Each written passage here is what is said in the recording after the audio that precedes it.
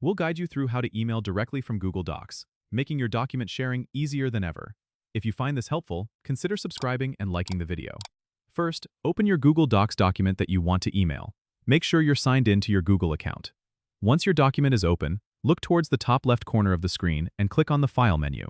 In the drop-down menu, scroll down a bit and you'll see an option called Email. Hover over it and then select Email this file.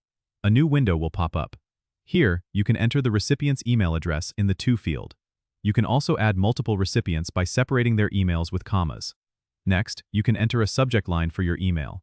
It's a good idea to keep it clear and relevant to the document content. Below the subject line, you'll see a text box where you can type a message to accompany your document. This is optional, but it can be helpful to give some context or instructions to the recipient. By default, the document will be sent as a PDF, but you can choose other formats like Microsoft Word, if needed, by clicking the drop-down menu next to PDF. Once you've filled out all the necessary information, just click Send at the bottom of the window. That's it. Your document will be emailed directly from Google Docs. This feature is great for quickly sharing your work without having to download and attach files manually. Don't forget to subscribe and comment if this helped you out.